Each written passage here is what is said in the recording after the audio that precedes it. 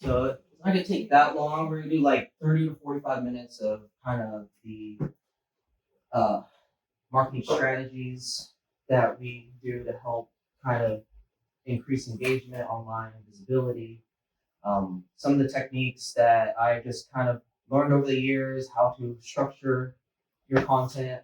So we're gonna kind of go through what content marketing is a little bit first and how to kind of get the best out of that. And then what we're going to do after is then develop that media kit, right? Using some of that knowledge that we just kind of put together. So again, a little bit about me again is I've been doing digital marketing for, let's see, 12 years now. Wow, that is increasing. That number is increasing. I've done video and animation for over 10 years as well. I've taken all of that and put it into a company. My experience extends from, again, Modesto B. I worked on kind of as a client success manager, talking with clients directly, taking their budgets and information and getting them ad spaces on the newspaper, both print and online. Then also helping spend their dollars so that way they are achieving their goals, right? Knowing those digital strategies, whether it's involved with Facebook marketing, Google ads spend, all of the bells and whistles that you would imagine for a digital marketing campaign. So I've been putting those together for a very long time now. And so this is actually really fun for me to kind of share with you guys some of those techniques, experiences. So really, our goal today is to understand content strategy. Content is a very important aspect of visibility because without it, we are kind of just a blank website or a blank newspaper, right? Without that well-crafted content, you're kind of just aimlessly putting content out there that people aren't really going to resonate with. And so we're going to go over some of the strategies that, again, that I use that are going to improve engagement, improve visibility, and improve essentially ad revenue, right? And that's an important part of keeping your newspaper going and on any level, both student and professional, right? So one of the other things too I wanted to address with the goals is that I know that there's been like a high turnover rate because students come every 2 to 4 years, and so it's kind of a little difficult to jump in on something that maybe is not yet established and try to establish something. But it's actually very important, and this is goes again on both the student and professional level. Companies at the very professional level are still having to create these media kits and create these marketing plans and branding guidelines because they too themselves have turnover rates. They have staff coming in, coming out, and a good example, actually, I wanted to illustrate is Modesto B. Modesto B is part of McClatchy, and McClatchy has existed since 1857. That is 4 years before the Civil War. So they've been around 190 years. Now imagine trying to maintain a brand for 190 years, right? That's pretty impressive. So this is why media kits and branding guidelines and marketing plans are so important because there's no one that's at that Modesto B that's alive anymore, right? Like they're gone. So they need to have some sort of succession, some sort of plan that they can pass on to each era, right? But still maintain the same brand message, still maintain the same kind of message that they want to and tone that they want to capture and stories and narratives that they want to share with their audience. So just a good example of how important the media kit is. So going right into it, content is king. How many of us have heard content is king? I know I have. Content is king. So again, whether you're a student publication or your high quality national brand, content is the most important part of any readership, right? Otherwise, no one is going to be reading your content. It's no different than having a website with a couple pictures on there and no words, right? It looks beautiful, but unless somebody's got something to read or actually engage with, you're kind of missing that opportunity.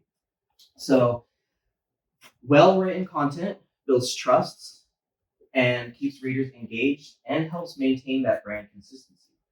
So when we're writing content, we want to be sure that the content that we're writing is well written, is understood clearly, especially when you're dealing with your target audience. Knowing that uh, the readership group range, right? Obviously, there's you've heard of like reading at fifth grade level, reading at a college level, right?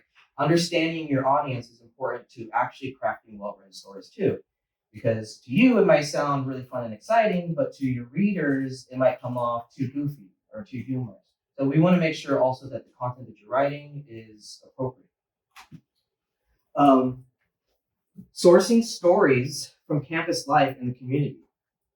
So, uh, how are some of the ways that you're currently finding this content? How are you doing that now? Are you just going across campus, or are you attending events? How are you guys doing that? Yeah, we do a lot of like calendar events for like the San State Youth Law. Okay. Okay. So any of you guys are actually like showing up, participating? Okay, fantastic. That's awesome. So it's very important that you're actually attending these events. You're sourcing stories from local community events. It's very important that you're spending your time actually talking to people. Part of journalism is talking to people, and we as people as ourselves, when we're reading stuff online, we don't really care so much about all the other fluff. We want to see people. We want to see smiles. We want to see experiences. We want to see someone moved, right? Or moved in a direction emotionally. We want to see someone maybe outraged by changes in what's happening. We want emotion bleeding through each of these stories, so that way when you're illustrating the narrative, you're really touching on the emotion behind each of these stories, and that's very important, especially for engagement and visibility. Emotion sells. Right? Emotion sells. It does. And so, so some examples would be like investigating interesting student clubs, finding out what clubs are making changes today, what they're doing, at any of these events. When is their recruiting? Like how many members do they have, and what the kind of projects are they working on? Next would be like local impact. How are university policies affecting students? There's changes all the time happening in the school level. How do those affect you guys? And those are important questions to ask. We want to associate what's happening here at the school with how people are living and engaging with the school. And that's important for both those who are here and those who graduate. Because if you have your email tied to, let's just say, the Signal, and they've left and they've been gone for a couple of years, updates on university policies can still affect, their future family members or interests that they may be interested in. So it's important that we're also kind of attacking those changes internally within the school. And it's great stories. It's great information, very informational. Student achievements is another big story. Talking about the achievements that students, have achieved. Whether it's winning first place in something, getting the story behind the success. Success, shows what the Signal can, in the front end, the Signal can show the success of the students, and when those reading it see the success, they want to join it. They want to be a part of that. Even outside readership, they're going to see, hey, these people are, getting awards, they're winning their championships. This is good content, very, very good content. And then being personal, right? It's great to kind of be on the sidelines, right? And taking photos from the sidelines. They look great, but getting in front of people and asking them, hey, how does it make you feel winning this? Or how does it make you feel getting this achievement? These are great ways to get quotes, interviews, really personal stories, right? So great way to create great content. Essentially, you want to kind of look beyond press releases. And you may not know what press releases are too much, but essentially, they're a professional statement given out by organizations, companies, and they're just like very professional, like, hey, here's changes that are happening. There's also great ways to source content because it's very professional, it's all written out, and you can kind of regurgitate that information and put it in your own words. So another great way to create content. And then again, last but not least, is get in the habit of developing a curiosity. You want to be able to develop a way where the stories that you're telling actively get the audience to be curious about what's really going on. And we'll go through a couple of examples of the actual signal to make some examples of that. Okay, so last one here on this slide is conducting interviews and verifying facts. So essentially, as a journalist, you want to be both accurate and professional. So it's very important that the accuracy of journalism is reflected in the newspaper. The last thing you want is to have inaccurate information in the newspaper or online and have someone flag that. You'll get more views and comments on something wrong than you will something positive. And it's just the way it works. Most people will go onto Google reviews and complain that this didn't happen versus, hey, I had a wonderful experience. And you see it all the time. So we want to be very, very sure that everything we put on is accurate and you're sourcing the information. Quotes are being quoted from the appropriate party, names are spelled right, everything. It's you want to be accurate as much as possible, which is important to have your peers also review your content. Totally fine to have other people review your content because you want to make sure that it sounds good. Things like interviewing. So prepare thoughtful, open-ended questions that encourage detailed responses. You want to get quotes. So when you're recording interviews, make sure that you transcribe those quotes. Taking that video and taking it and putting it in text, it's going to help the reader. Also, for you video people, if you can put subtitles, it's very important. Most people will be scrolling and will not see or hear the audio first. And so a lot of times the subtitles will help get people interested to open up that video. So subtitles, very important. So again, be polite, professional, and if possible, record your conversations, record your activities, even if you're out there again, just taking photos and you're talking to someone like, hey, let me get you on my cell phone real quick, or let me get you on camera just talking about what you're talking about, and it'll be 15, 20 seconds. And most of the time we have natural conversations. We're talking to someone, they're like, oh yeah, I had fun doing this and this and this. That's your keyword. That's the moment where, hey, you know what? Let me pull out my phone. Let me pull out my camera. Let me get some, information on what you were just talking about. Okay, sure. And usually if they're already in that hype, fun momentum, they're not too worried about being on camera. But if you try to come out later and you're like, hey, let me set an interview with you, and we'll sit down and we'll do this. Now they're like, oh, okay. I'm a little bit more like afraid, and you don't always get the best information. So sometimes in the moment is the best. All right. Next is in writing engaging headlines. So engaging headlines is often the deciding factor whether somebody's going to read the article or not. It's like 90% sure that headline is going to be the most effective moment when someone is and let's actually take a look at that. So example, let's see here. CSU signal.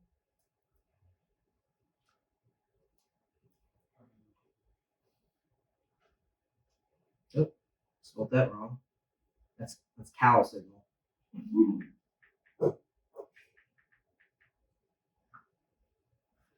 Okay. So example here, and this photo is great. Love this photo. I just wanted to take a look a couple of these things on the side here. So we're just gonna go down here. This one's carnival games, music, dancing, and melon eating competition at the new Trillock Melon Carnival. Now, as great as that is informational, there's no emotion in it. We haven't really encouraged them or made them feel anything. So maybe changing it to experience the excitement at Turlock's Melon Carnival, must see games, music, and Melon Madness. Changes the tone of making it more exciting. We're taking all these words that are already said in here, but we're just rearranging them a little bit. And then we're adding a little bit of sensationalism to the article so that way we get some kind of emotion, readership. So when they see it, they're like, you know what, that does look exciting. I kind of want to know more. You're kind of helping them connect the piece of, hey, this is an exciting event. You want to be there. You don't want to miss this out. And you want those articles, headlines to have that emotion, that core emotion. Versus that first one, I want to read that story. Kickback at Modesto's 22 Friday's Army. Yeah, and it sounds good. So the one bottom from that is find fresh, locally sourced produce. Turlock Farmers Market could shift to your guide to fresh finds. Explore Turlock Farmer Markets, local treasures. You know, it's your guide to, and now it encourages you to be like, oh, you know what? I didn't know that there was a guide to a local farmer's market. Let me check that out. And so you're already encouraging them to learn something because most people know what local farmer markets are about. We know, but here's your local guide to a farmer's market. Like, oh, okay, I didn't know. Like, I can now be more efficient in my farmer's market shopping. You know, like it encourages that again, enhances the emotional appeal, and it creates curiosity, in which it boosts engagement. So very, very important.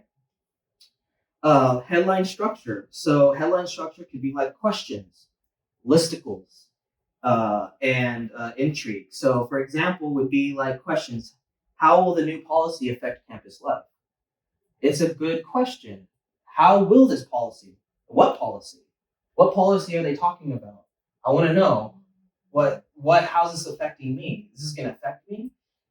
Important questions that, we ask as people internally, but we don't realize those questions are great articles because it creates intrigue. The another great thing is 5 ways to make the most of your college experience. Here are 5 ways to make the most of your experience, or here are 5 different campus art pieces that you must see. Right? These are some of the sensational, emotional experiences that you want to enhance your headlines with. Intrigue could be like, here's the secret to scoring better grades revealed. Here's a secret, and that could be easily as, hey, go and interview someone who's gets really good grades, and they're adamant about their process and how they achieve that, that high quality. That's a great interview piece. Hey, how do you handle this? How do you handle all the stress and still maintain those grades? And they're going to reveal some of those secrets. And you can then use those as snippets, again, for a full video. And then you can cut those down to shorter versions you can use on social media. So great way to reuse some content. Okay. And then next, let's go into headlines optimized for search engine optimization. So how many know what SEO is? A little bit? A little bit? Okay, so SEO stands for search engine optimization. So what does that mean? So when you go on Google and you type in those keywords, and it's usually a string of keywords, HVAC places near me, or my heater broke, I need an HVAC place. That string of words there is that search engine's keywords. Now, when you're creating a website and you're creating content online, Google needs to find you, right? Google is not a person. They're just an algorithm. They just moving in and out, looking on websites to see what is relevant. So let's just say you go on Google and you type in, I'm looking for a Chevy truck. And all of a sudden, Home Depot shows up with blue lamps. You'd be like, the heck, like this isn't what I'm looking for. You would never use Google again because it doesn't work. The search engine doesn't work. Google rewards you or these websites or companies for the more relevant information that you have on your website and what people are looking for. So by knowing that, we can then look at what keywords people are searching for and landing on your webpage. You can utilize those keywords and as your headline structure. If they're looking like for campus life policies, hey, here's campus life policies, and include that in that sense, that kind of article title. And you know that keyword, whenever someone's looking for on Google, you're going to be showing up more often. The website itself, the more often you use that keyword, Google looks at that and says, hey, this company it says 30 times, about, the campus life versus this other newspaper, maybe it mentions it once or twice. What do you think Google's going to show? Google's going to show the one that's got it written out 30 times every single time. And there are obviously the paid advertising where you see the sponsored, right, posts at the top. So they're paying money to have those keywords. So they'll pay up to, they can pay a couple dollars, they can pay hundreds of dollars for that string of keywords, depending on how much traffic and how much demand. You can imagine that someone's looking for insurance, right? How many insurance places are around this area? And there are people who are paying for that, and they're going to pay a lot of money to get those clients coming in, or visibility or engagement. So SEO is a great way to help boost visibility and engagement organically. Including those keywords in your article, including those keywords in your title throughout, even bolding them, so that way those who have searched for that keyword are seeing it subconsciously in the article. It's very efficient and very effective. Okay, so that's about writing engaging headlines. So an example would be like, students voice concerns over new housing policy. Housing policy sparks new housing policy sparks student outrage. So there's a article in here, and I was looking for it earlier and I couldn't find it, but there's one that says students voice concerns over new housing policy. New housing policy sparks student outrage would be the change, right? Outrage. Again, touching on that emotional kind of response. Okay. And moving on, we can go into the advertising space. So the importance of knowing your audience and selling value. So now that we've got all the content created, we've kind of established our core message for the articles is, how do we sell ad space? How do we get businesses involved that want to kind of help support the newspaper, help support the student faculty, but also, create more engaging content? And, honestly, it looks great when you have a whole bunch of sponsored and companies, organizations coming in that want to buy the ad space. It really looks really nice. And so I actually brought in a couple of examples of some physical media, but these are also done digitally online. You can see what that kind of looks like.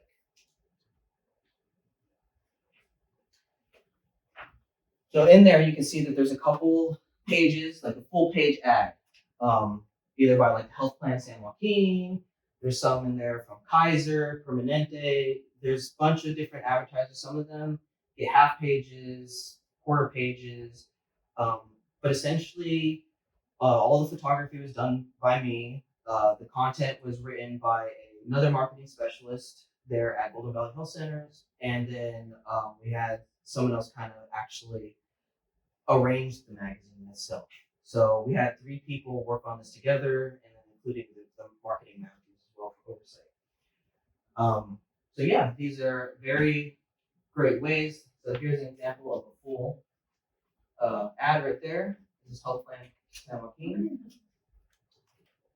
So how do you get these advertisers to buy into this? Like, what's in it for them? Why are they interested, and what would it mean for them to be even in this magazine?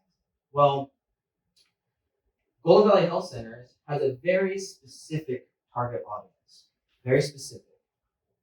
They're underserved community. They help migrant farm workers. They help those who just essentially don't have the medical insurance to be able to cover a lot of these medical expenses. Now, knowing that, it's very obvious what audience members, target audience, that a company would be interested in, right? Health Plan San Joaquin makes sense because they're already dealing with those same audience, that target audience. They're already dealing with as the same, you know, across the board. So it's for them, you're explaining to them that hey, this ad space is both a opportunity to be seen and an opportunity to co-sponsor with a successful magazine. So selling value. You're not just selling the space, you're selling the value of the space, which is extremely important because no one is going to look at it and be like, okay, that's great that it costs 500, 250 or whatever for the space, but what am I getting out of it? Do I have, who's my target audience? Do you have any readership numbers? Like who is seeing this? All very important conversations when you're first selling these ad spaces. So knowing your ad formats is very important. You know, which half pages, whole pages, how many do you have?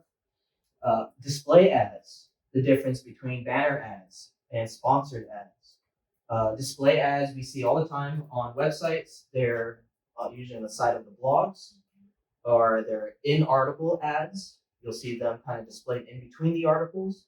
And then for sponsored content would be, let's just say you're doing a story on nature hikes. Some group, maybe a club is doing a nature hike.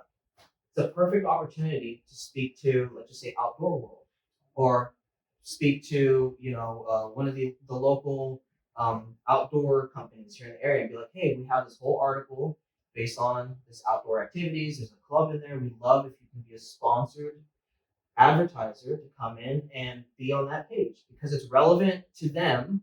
Their target audience is both the hiking style. They are hoping that this readership will see their sponsored post and go buy boots and equipment from their store.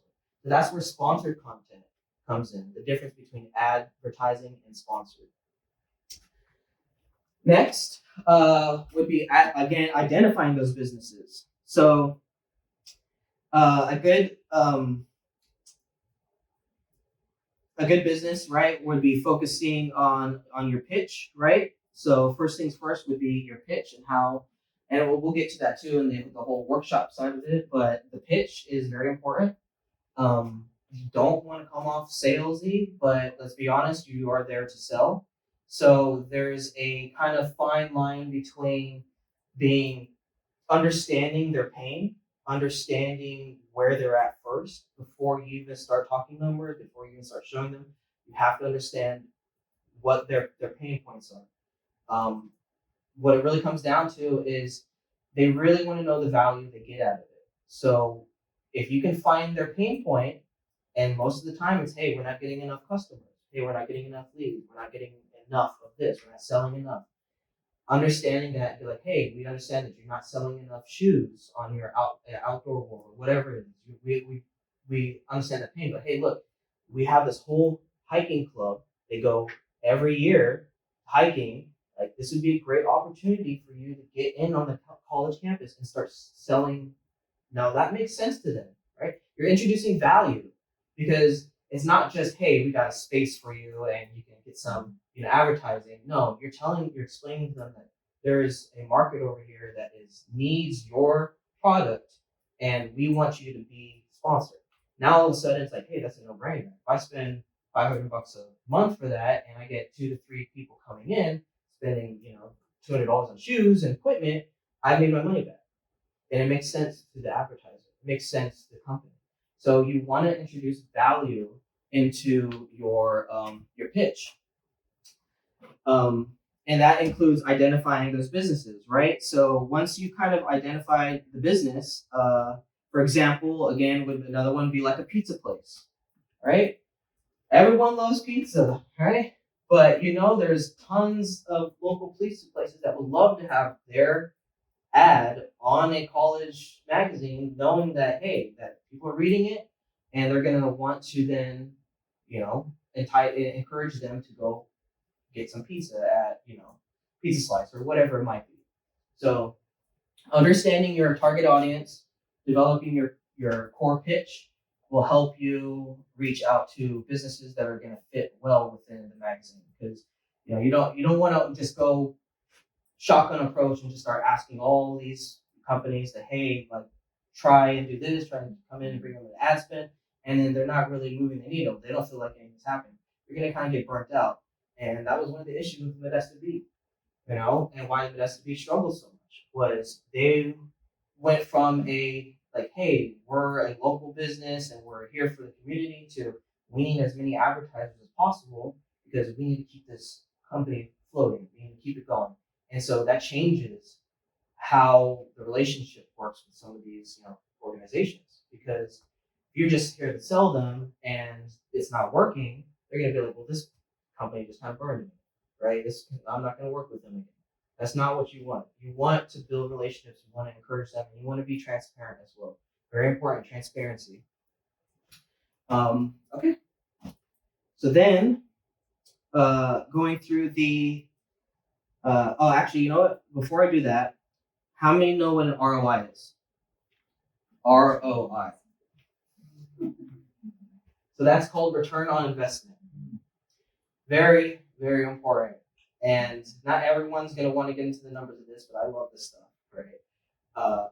When you're telling them, hey, it's again $500 an ad, and you can help them show, hey, we've got a readership and visibility of, let's just say, 2,000 students a month, whatever it might be, reading the online publication, we can guarantee that we're getting you at least 2,000 views, and that is easy for them to kind of understand. Now, out of that 2,000 views, let's just say only about, 10% or 1% actually go to the store or go and make a purchase. Now, knowing that number, we can now calculate, okay, well, we're going to get at least 20 people out of the 2,000, 20 people spending at least $100, $50 to $100, we've now made your return on investment. The difference between your $500 now and the profit you made is X amount of dollars. Companies love that. They absolutely love to see that. They love to see that here's our readership, here's our visibility, here's how much you can be spending, here's how much you can make back. That's a very key component when you're selling advertising space. And then we'll also put that together a little bit in the actual media kit. All right. And then going over visibility and turnover. So again, I know how important it is to, get as much as you can crammed in as quickly as possible. And, you might necessarily not have to worry so much about what the next party might be because, a couple of years you're going to graduate or you're going to graduate this year and then you're going to be gone and you won't have to worry about that. But even in the professional setting, when you get hired on, there are standard operating practices that have been put together. Like I was saying for Modesta B, when I signed on, they had a list of all the expectations, the roles and responsibilities, all the programs and other these things that I had to learn to kind of, get on the ground floor. So how did that make it easy for me is somebody actually created a whole plan, a operating guide for, hey, if anyone in this position comes in, they're going to know exactly what to do so that way they can continue the process. Now imagine you went into a company and they're like, oh, well, somebody did it before. We don't know how they did it, but go ahead and figure it out. You're probably not going to work. Or maybe you do. Maybe you're like, I got the freedom to change it, whatever, but most likely you're going to be like, this is not structured. Like, what am I going to do? How are we moving the needle? Those standard operating practices are very important. And that's, again, how Modesta B or McClatchy had lasted for so long is because they had those guidelines set years ahead before. So what I'm trying to get to is what you're doing now, document your process. Document everything that you do and put it into a procedure process. And what's going to happen is someone is going to look at that and be like, hey, there's a more efficient way to do this. Or they're going to be like, hey, I didn't know that we can do it that way. And nobody was teaching me that. So now when we get everyone on board, we create a more cohesive team as well. So it's very important that the procedures and operations that's going on, the advertising operations, are done on that same level. So when you graduate, the next students are ready to take off from where you left off. And it happens on every level. when I actually left Golden Valley Health Centers, I had to do a whole succession plan of here's all of the content that I had, all of that information, and I had to pass it on to someone else. And who knows, they're going to be there another 2, 3, 4 years, maybe 10 years. And when they're done, they're going to pass off that same plan to the next person. And it maintains brand consistency, it maintains the same messaging. And honestly, it's less work on you because then you don't have to go digging for content. You don't have to go looking on your own website and be like, okay, what did they say here? And how did they word this? You can circumvent all of that by first creating and documenting the process. I know it's tedious, very tedious and almost kind of annoying sometimes, but it's part of the process. And it's going to be something you do in the professional world as well. Like it's across the board every time, especially for big companies.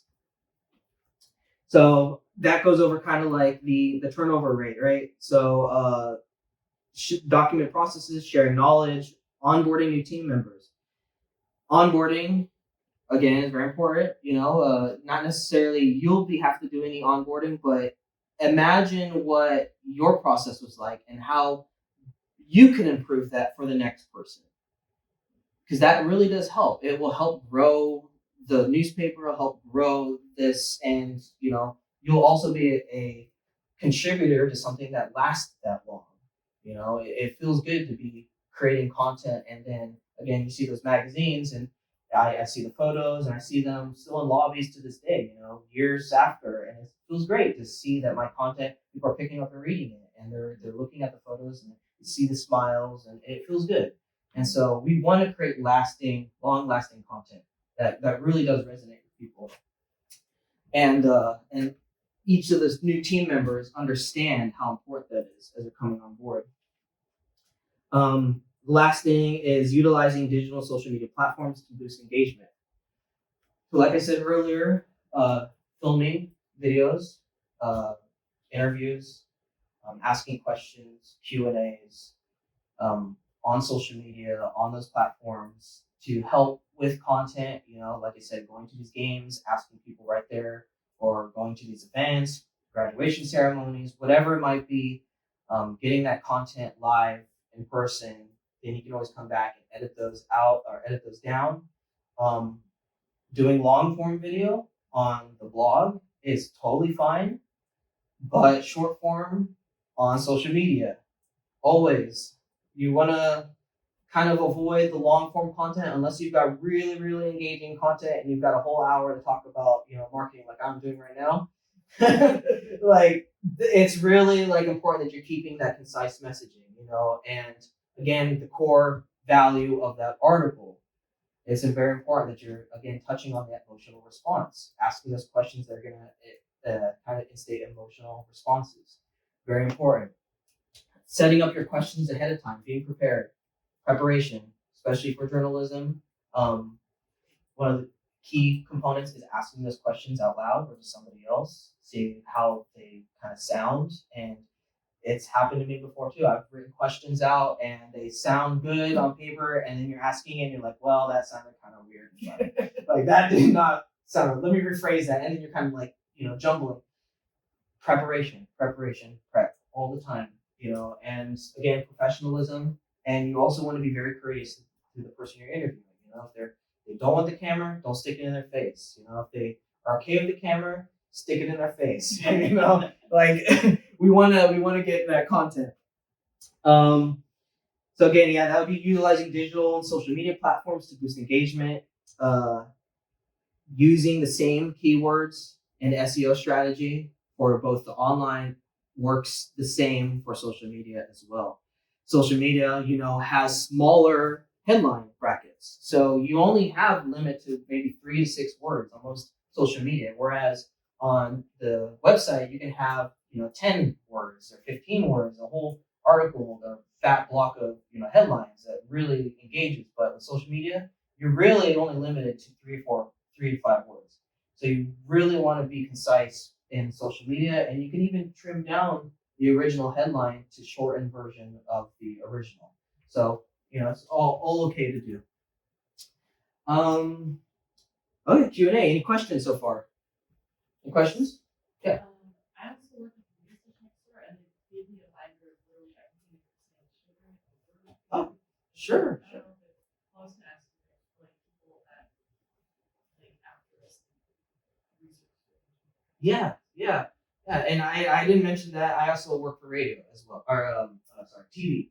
So I work for Fox News over in Fresno, and I had the experience of kind of both doing like their, whole post side, and then right now I have a big partner that I work with radio at iHeartMedia. So her and I are always we're power partners, and power partners essentially like they usually need your service just as much as you need theirs. So, for example, she does ad spend and ad placements, just like we're talking right now on the radio, and they get 30 seconds, 60 seconds, whatever it might be. But sometimes they want to do OTT, and OTT is cord cutters. It's those who just do streaming, not the cable, not any of that satellite stuff. They're just like your Amazon Fire TV, your Roku channels, stuff like that. So that's called OTT. She sells those as again spots, 60-second spots that she goes to these advertisers and they're like, hey, we think you should be on TV and this is why. And as they are like, yeah, sounds good, we want to do that, she turns to me and she goes, hey, we need a video. Because now that they bought into it, we need a video to put up on there because they don't have one. So that's what a power partner is. And it's important that even in your own publication that you actually start finding power partners, because power partners are going to be actually working for you. They're going to help you say, hey, I know someone, they've got a great paper or online publication. I really think you guys should get involved with that because we know that you sell stuff to college kids. Your audience is our target audience is college. And I just talked to someone from there, the ad operations over at the university. I think you guys should talk to them. Real quick, bit of a networking tip. A difference between a tip, a lead, and a referral. You know what those differences are? Okay. So a tip is, hey, I saw this company over there. I think they can use your service. So I just gave you a tip, but no information was exchanged. I did not exchange any numbers, no names. But if I'm like, hey, I have a lead for you, I can then take at least one of the party's information, and I'm like, hey, I talked to this HVAC company. I think you should give them a call because you've been complaining about your heating unit. Here's their number. Go ahead and talk to them. That's a lead. So a referral is, hey, I've talked to the HVAC company. I've let him know that you need this service. I'm also giving you his number, and I've told him that you're going to be calling him. So a tip is zero information has been exchanged. A lead means one number or information has been exchanged, and a referral it means both parties have exchanged information. So very important when you're talking to advertisers as well that you're like, hey, even if you don't want to be a part of our magazine, we would really appreciate a referral. And it's not out of question to ask that. Actually, people enjoy that because then they feel like, hey, you're trusting them to bring in more leads for them, more clients, and they will feel good about saying, hey, this magazine needs some, space, advertising space. You look like you have some dollars to spend. You should go talk to them, and they're going to be your referral. So not all the times that you having to go knock on doors and go talk to people. Sometimes it's just having conversations, explaining what you do, and be like, hey, if you want to be my referral for me, that would be great. And then that also helps with turnover because you may be gone, and then that referral may refer other people, continue to make referrals, and that will help also obviously benefit visibility as well. Any other questions?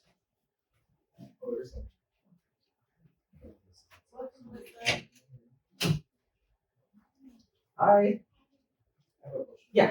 So you mentioned SEO earlier. Yeah. How do we find out what SEO keywords to use on our website? There are. I'm not sure if analytics is already set up on. Alyssa's just walked in. She's the one.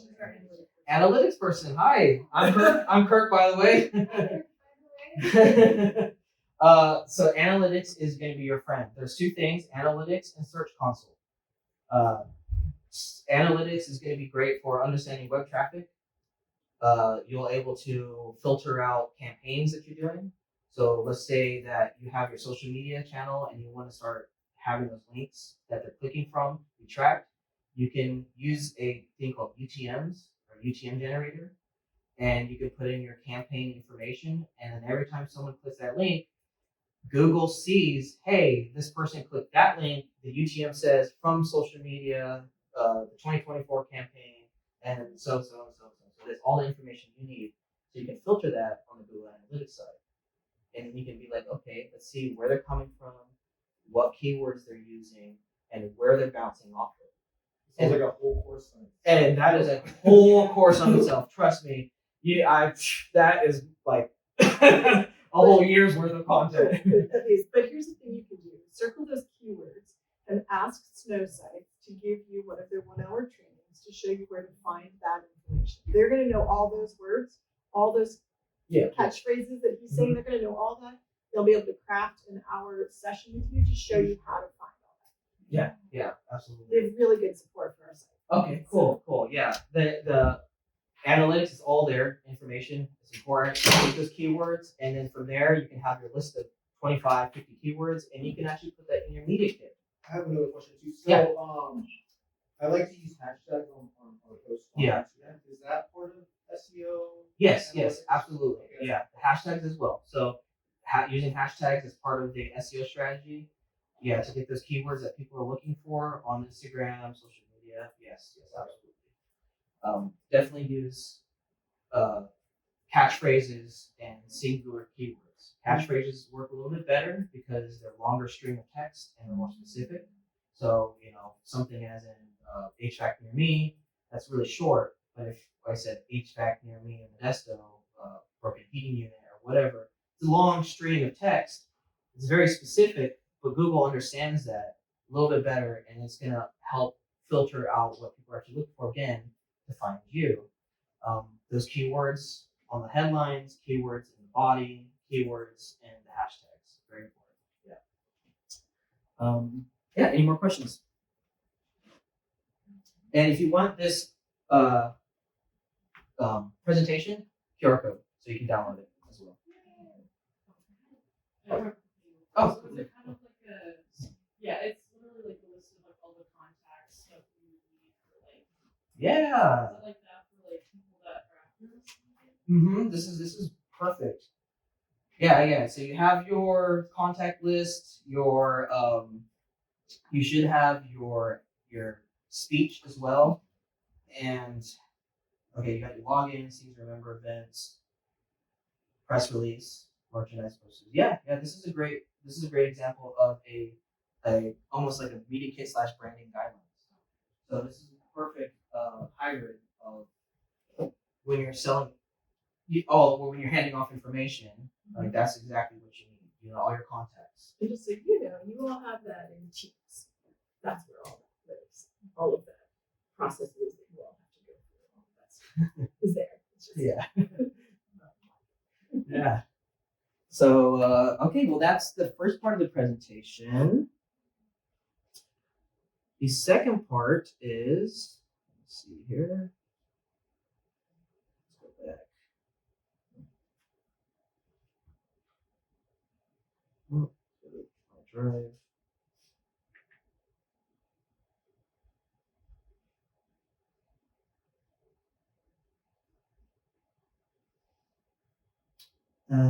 Okay, so we're gonna go look through a media kit real quick.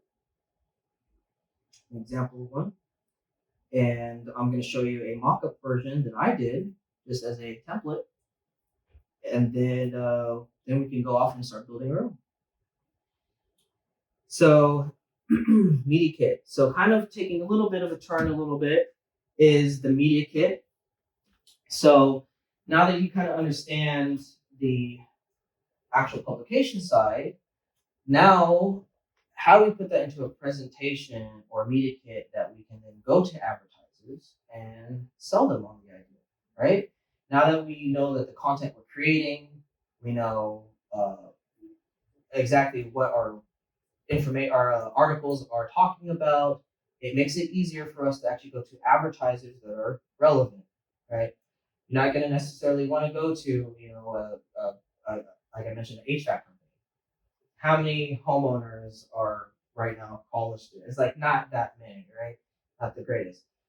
But there may be a housing place, right, or an apartment complex that would love to advertise because they know that they're always looking for housing, right? Both adults, faculty, and students, right? So that's a great opportunity. Seeing those opportunities and seeing where those businesses are, so that way we can go to them and be like, hey, here's our media kit. Here's why we think why you need to be in this um, paper, online publication, because this is what you're missing out on.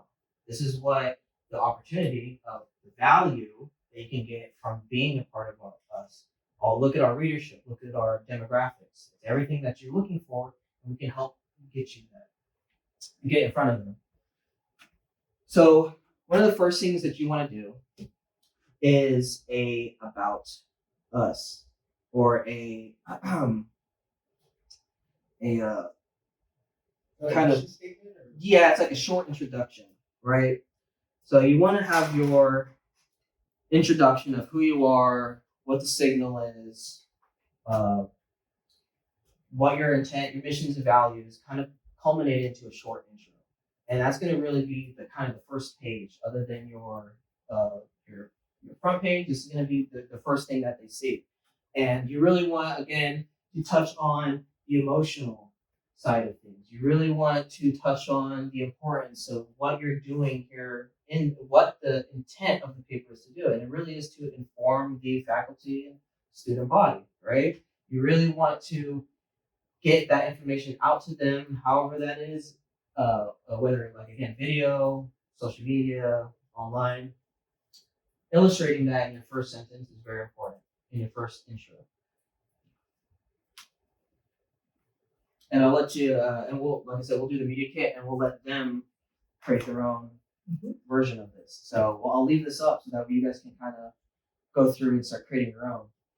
And we're gonna stay here. Vanessa is taking care of finding Pam and other space nearby, so we're good. We don't have to Awesome. move, which I'm glad about. So next is audience. I have a question about that. Yes, yeah. So, I noticed we only put our mission on there. What about our vision and values? You can put your mission, vision, and values. It's kind of, there's no one cookie cutter media kit. Each publication, each newspaper is going to have unique opportunities. Some might have sponsorship. Some might have more customized projects. Some might be, again, like, more involved with community. That changes how you might envision. Customize, exactly, because if you're talking to your audience and let's just say they're all agriculture, last thing you want to do is show them, more ag stuff. You want to show people happy with their products, maybe, or show people excited about why buying their, let's just say, Student Jasper, right? Student Jasper is a great example of an audience. They got a very specific target audience. We know that their age group is probably 30 and up. We know that it's mostly women, and we know that they're shop between certain times and they have an income of certain amount. It's kind of expensive, right? Not everyone's going in to go get cheese and charcuterie and those almonds and stuff. It's you don't do that every week, right? So they know their target audience, and so you're gonna customize that look for the advertiser. That, hey, we think that you should be part of this magazine because look, hey, we have this demographics that match your audience. We have this gender, that matches your target audience again, and we have the same interests.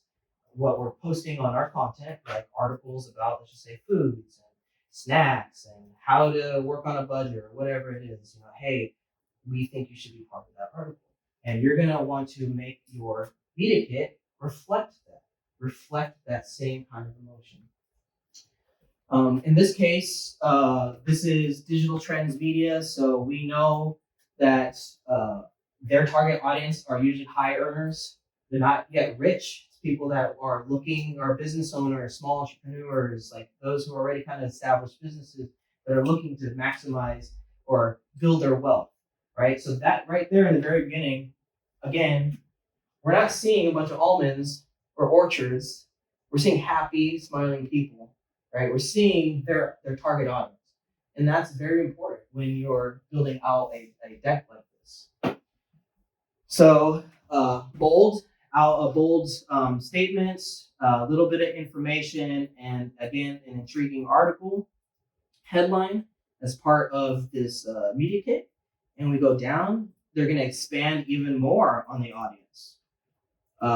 Affluent, educated, and highly successful. So again, in your own media kit, you're going to want to talk about who is your target or who is your audience that's currently reading now, who is spending their time online, who, what gender, how long does it take for them to graduate? All of that information is actually more important than you probably think.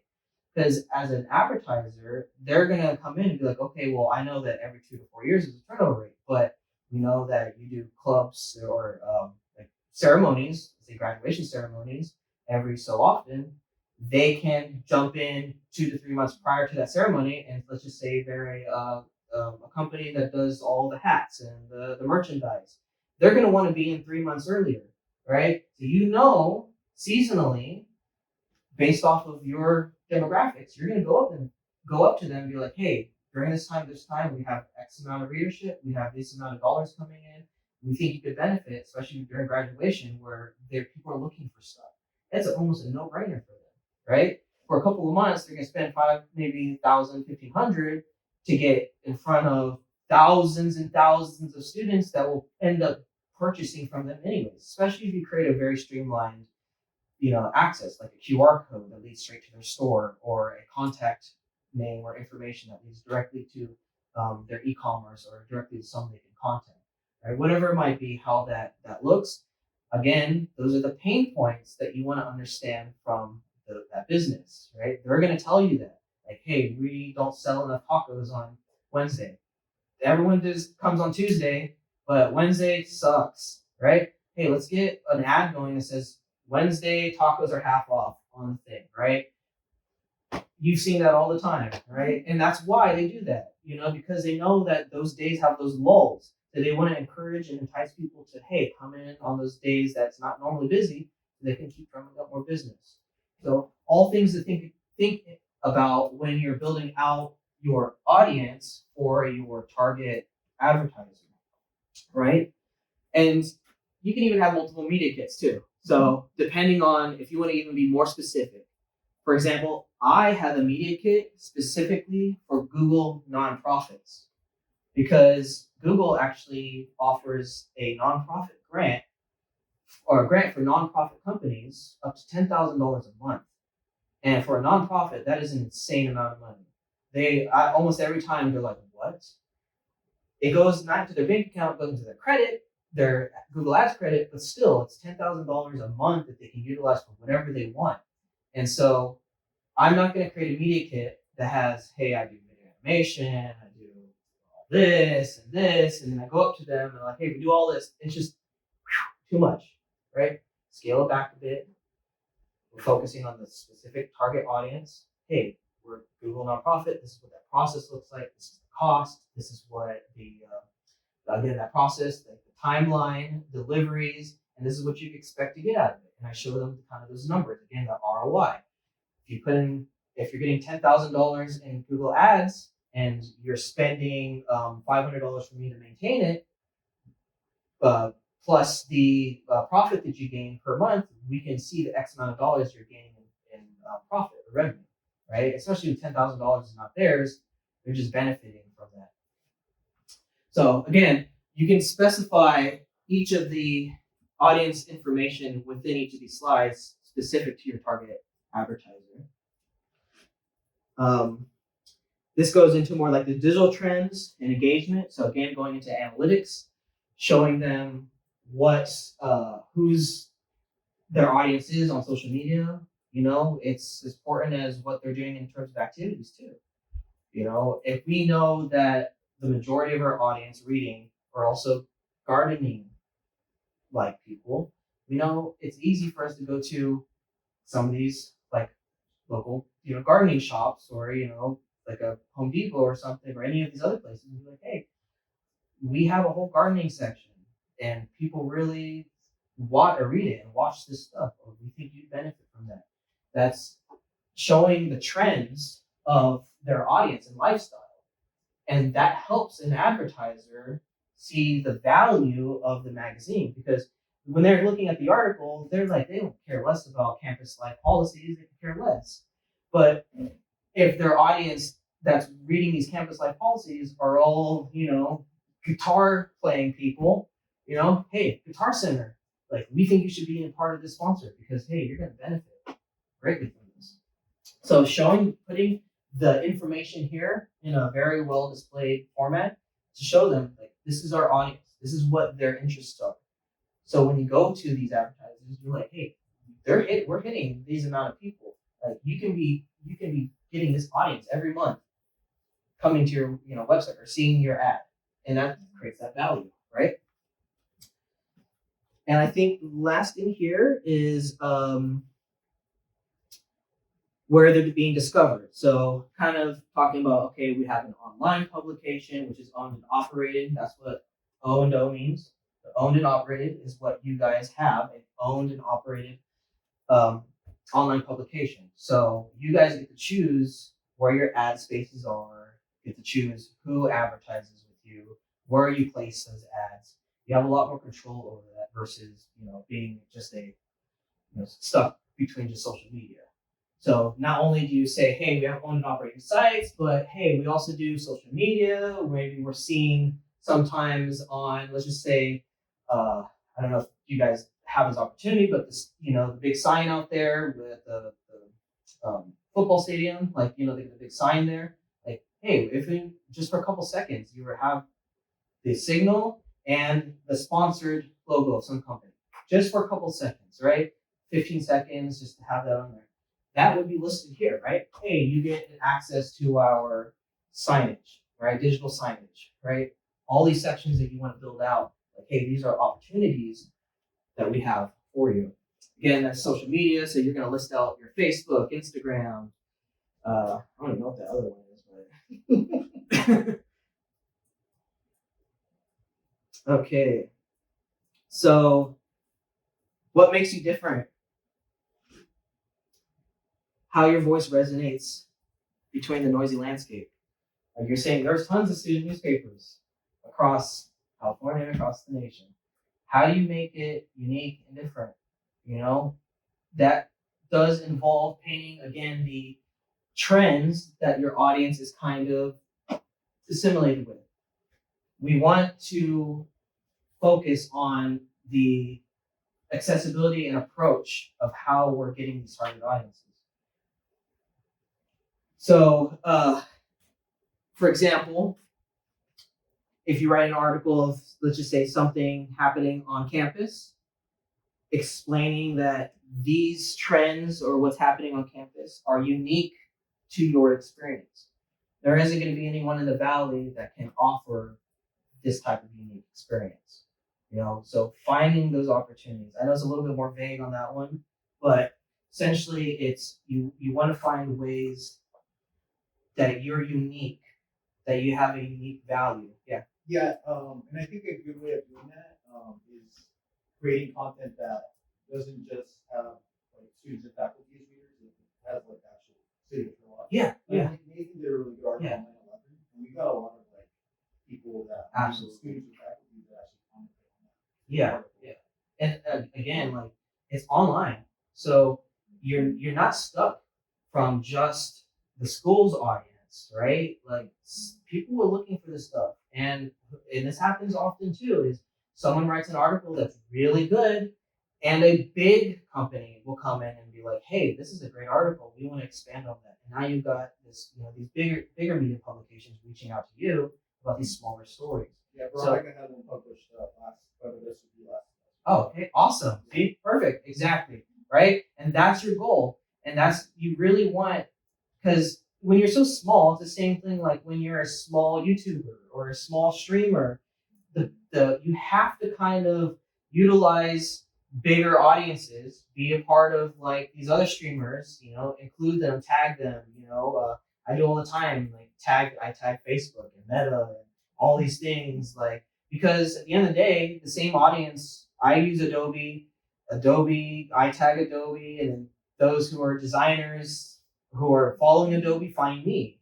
So it's okay to tag like, hey, New York Times, look what we got here. Like maybe not New York Times, but New York Times, Sacramento Bee, whatever it might be. Yeah. Like, you find opportunities also in a way that your audience is like trending, where they're at, where they're kind of hanging out online. And I just realized, so Don and I was not here, but we did. Right now, our thing is like we're promoting local businesses, Yeah. like trying to bring awareness to like student faculty that might not be like familiar with Yeah.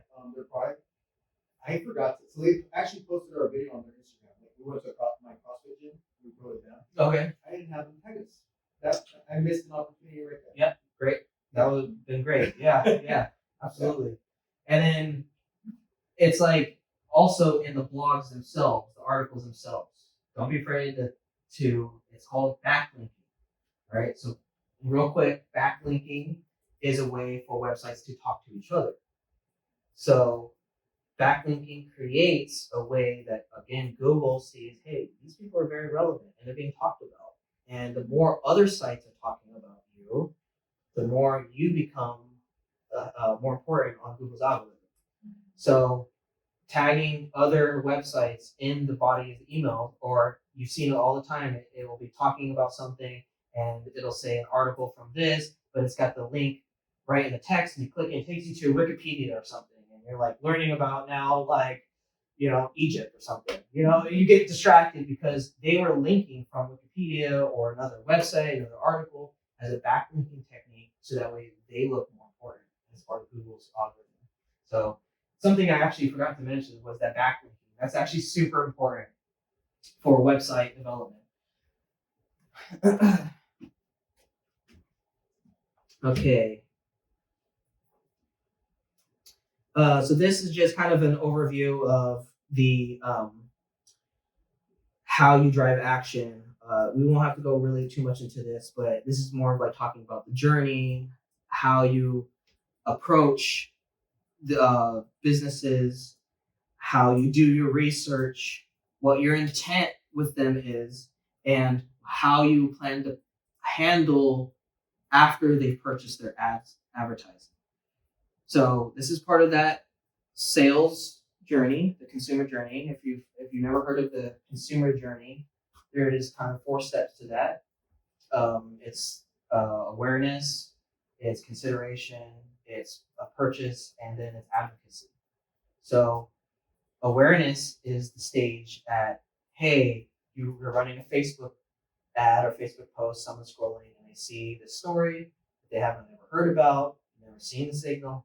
Oh, hey, look, I didn't know about this. Now I am aware of the signal in the story because I clicked into it and I'm reading it. The second stage of that is, this article is really good. Like, I actually really liked this article. They have a newsletter here, and I'm going to keep up to date with what's going on. I'm going to put in my email. So I've considered now being part of this, the signal. And that's the same thing like a purchase. You go onto a website, they got some cool Nike socks you've never seen before. You've clicked it, and you're like, you know what? This looks like something I would get, but I'm not getting ready to purchase it. Let me save it, or let me consider this for later. It's consideration stage. So usually that's when you get those email drip campaigns, right? You usually left that website, and now you've got an email that says, hey, we saw that you were on our website. Do you want to purchase? Do you want to come back and add this to your cart? And you're usually like, you know what? I did.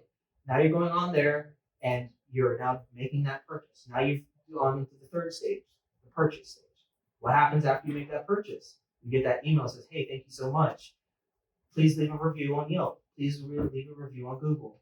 This is the advocacy side, right? So those 4 steps is you're taking every single time that consumer through that journey. The same thing for your advertiser. When you're taking your advertiser through that journey, you want to, hey, this is what we're doing. This is what we want you to be aware of. This is the consideration. Hey, you might want to consider doing this, this, and this because this is the value in it. You're missing out on these opportunities. That whole like, hey, you're missing out on this is very important. That, hey, you could be doing this, but you're not. So you could be here, but you're here. And painting that picture for them, getting there without hurting their feelings, right? That's very important. Because a lot of times these small businesses have been doing it themselves for a long time, and you don't want to make them feel stupid, or they've tried. Maybe they build a website, maybe they try to Google My Business. They try. You don't want to be like, hey, you're doing it all wrong. Like, it's not how you want to paint the conversation, right? You want to be like, let me understand where you're having the most trouble. Let me see what you've done currently. Oh, okay, I see that this could be improved. This is why I think you can improve here. Our target audience does this. You could be making extra money from coming from our target audience to this page. Now it's starting to make sense to them because, oh, hey, I was having a hard time with this.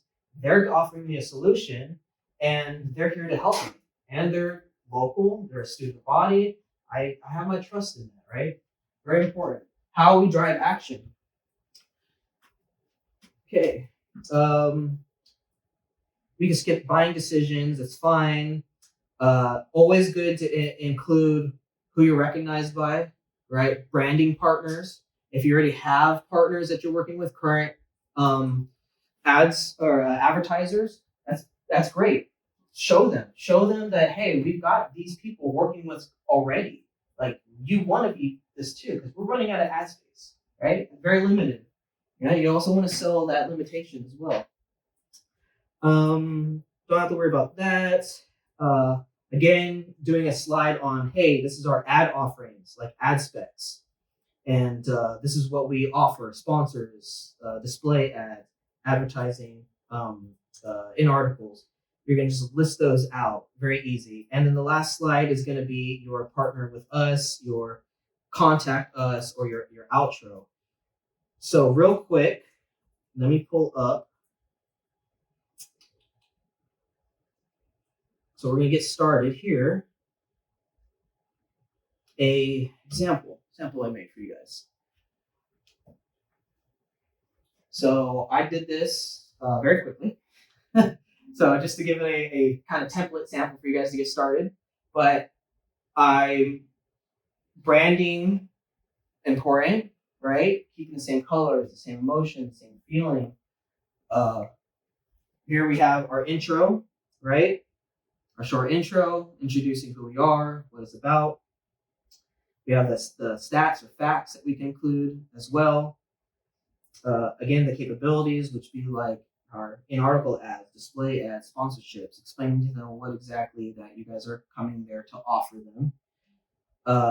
Going through the audience, our age, gender, income.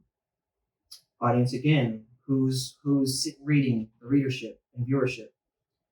Our ad specs. This is actually important too, is letting them know it's less important as in terms of getting their sale, but it's important for you to understand what they're buying into and what they're buying into.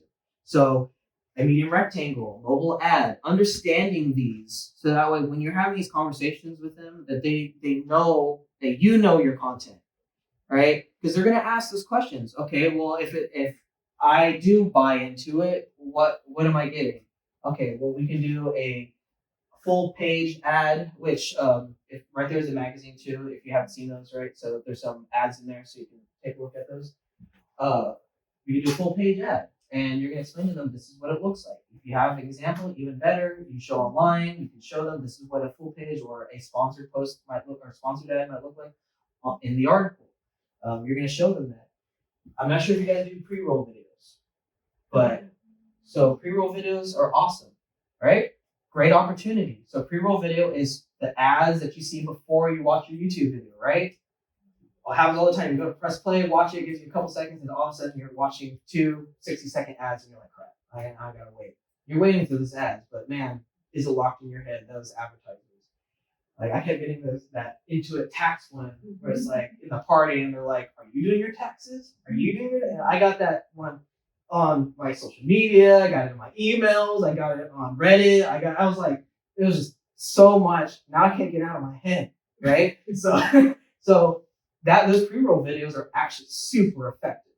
And for video editors, you could do this manually. Haven't really thought about that yet, but you can sell manually the ad space. Like, hey, we run videos, X amount per week. We can have your ad in the beginning of that video every week that we run that video. So they know they're guaranteed every time someone watches the video, their ad's going to play first. Or you can put it on the end of the video as a post roll. Whatever it might be. there's always opportunities. And again, you can find more opportunities. For example, this incredible networking event that I'm going to in October, they originally had some table sponsors, right? You buy a table, you get to talk about your business. Then they have some table hosts, or they get to decorate their little table, and they get to do a more impactful 60-second presentation. But I know that at this place every year, people go into the bar there and they take some drinks. People are drinking, right? They're having fun while doing these whole networking event. My suggestion this year was, why don't you get a bar sponsor? Why don't you have somebody who can put their name in the bar and be like, hey, like you come to the bar and we'll do napkins with their business on it. Immediately loved it. She loved the idea. She goes, let's do it. That 2 days later, two people already bought it. They're like, oh, we have bar sponsors now? Sold. They're like, people like to drink. So it's funny that, that they've been doing this for 7 years and not once had they thought about that. But here I came in like, hey, here's a new opportunity. Now they got an extra $700 as a bar sponsor that they can utilize now back into the program. So there's always new opportunities to look for when building out, the content. Always. And so I talk about a little bit about sponsorship packages. I talk a little bit about that, but let's just say an adventure sponsor, right, would be you guys have a group that goes hiking all the time, or a club that does that, outdoor club or whatever it might be. Hey, go talk to Outdoor World, go talk to Big Five, go talk to these kind of places and be like, hey, we have a whole article every week or every month that talks about outdoor activities. If you can put you can put your ad in there and it'll be like, this article is sponsored by so-and-so. Every week, you're going to be guaranteed you see viewers, readership. And so they love that stuff. They love to be able to see that. So that's what sponsorship packages are. A little different than advertising packages because ads are just the ads themselves. Sponsor packages usually involve more creative content, right? So that would be attached to your listicles or attached to the articles you're already creating. Again, finding opportunities. An explainer series is a great way to, hey, do you have a service or product that maybe is a little bit more complicated that you have to explain to people? I have a client that does the water pumping here. You've probably seen them, IJ Larson Pumps, right? You've probably seen them around. But how many know how an actual water pump works in the ground and how they get all that water out? Like, I didn't know. So he had to explain it to me, and we did an explainer video series on explaining what that looks like. He liked it so much that he wants to do it now an animated version. And he wants to actually create a cartoon character, like a little water guy that kind of moves in and out and explains things, kind of like the frog, the canal frog, like something similar to that. So again, finding opportunities with them changed from just this thing to, hey, we want to do more with you. And so again, that encourages more opportunities for your advertisers. And I think that's it. So other than your the ad operations team here on the end there, then you have your contact information, and that would essentially finalize your media kit.